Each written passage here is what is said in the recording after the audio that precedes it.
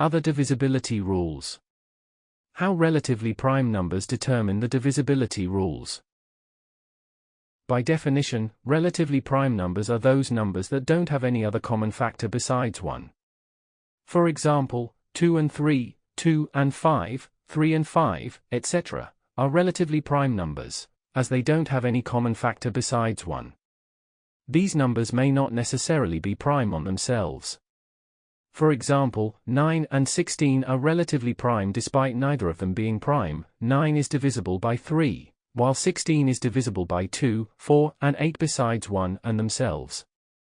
However, 9 and 16 do not have any common divisor except 1, hence they are relatively prime.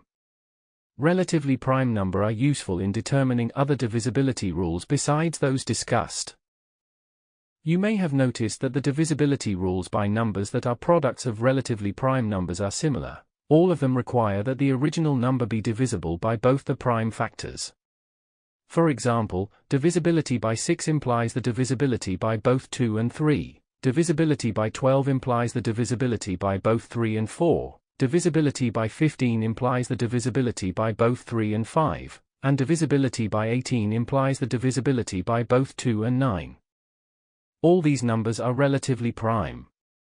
Likewise, we deduce that the divisibility by 21 implies the divisibility by both 3 and 7. Divisibility by 22 implies the divisibility by both 2 and 11. Divisibility by 24 implies the divisibility by both 3 and 8. Divisibility by 26 implies the divisibility by both 2 and 11. Divisibility by 33 implies the divisibility by both 3 and 11, and so on.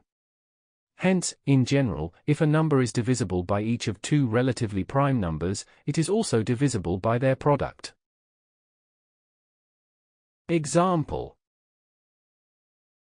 Check whether 36,822 is divisible by 34 and 57 or not.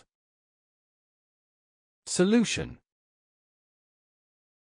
Divisibility by 34 requires that the number be divisible by both 2 and 17. It is clear that 36,822 is divisible by 2, as it is even. As for the divisibility by 17, we have 3,682 minus 5 times 2 is equal to 3,672. Then 367 minus 5 times 2 is equal to 357. Then 35 minus 5 times 7 is equal to 0, which means the original number is divisible by 17 and therefore by 34.